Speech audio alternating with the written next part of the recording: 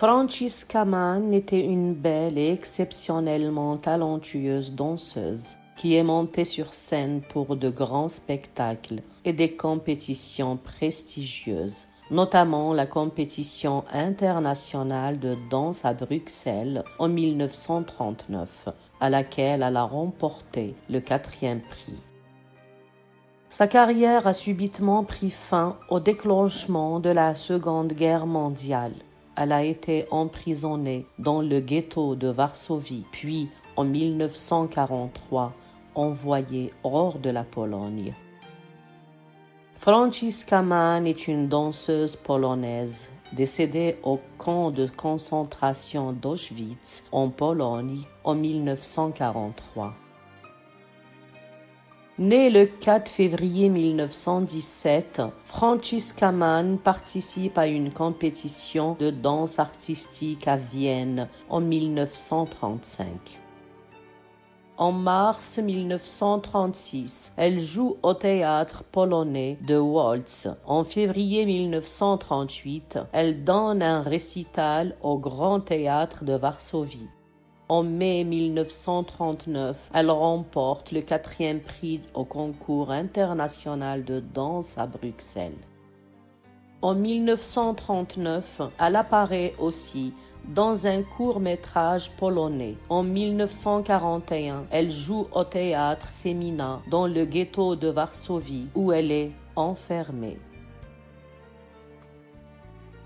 Dans plusieurs publications, elle est soupçonnée d'avoir collaboré avec les Allemands. Dans d'autres, elle est considérée comme étant l'une des victimes de l'affaire de l'hôtel Polskin, où des Juifs séjournaient pour essayer de fuir en Amérique du Sud avec de faux papiers.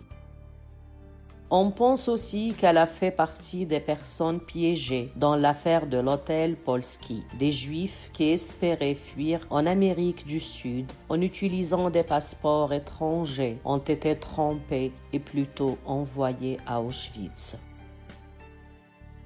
D'après plusieurs sources, on leur aurait dit qu'ils allaient être désinfectés avant de traverser la frontière pour entrer en Suisse, puis on les a conduits au vestiaire adjacent à la chambre à gaz.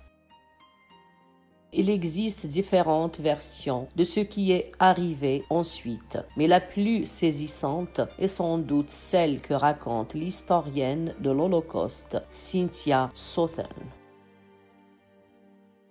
Franziska Mann se déshabille lentement. Les deux gardes, Joseph Schillinger et Wilhelm Emmerich, sont incapables de la quitter des yeux. Elle relève sa jupe, enlève son chemisier de façon aguicheuse. Elle retire ensuite une de ses chaussures et d'un geste rapide frappe Schillinger à la tête. Elle s'empare de son pistolet, tire 2 fois sur lui, l'atteignant au ventre et une fois sur Emmerich, le touchant à la jambe.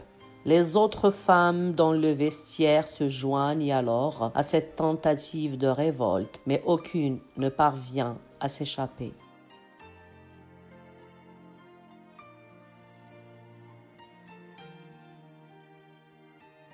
Les victimes sont d'abord déportées à Bergen-Belsen, puis le 23 octobre 1943 à Auschwitz, croyant être vraiment emmenées vers un pays neutre. À son arrivée, elle est menée au crématorium 3 dans le but d'y être gazée. Là, le SS Franz Hössler annonce aux personnes du groupe qu'elles seront désinfectées avant de passer la frontière suisse. Selon Shlomo Dragon, à son arrivée dans le camp, Franziska Mann refuse de se déshabiller, s'empare de l'arme du SS Joseph Schillinger et le tue, puis tire sur le SS Wilhelm Emmerich et le blesse à la cuisse. Elle est alors abattue.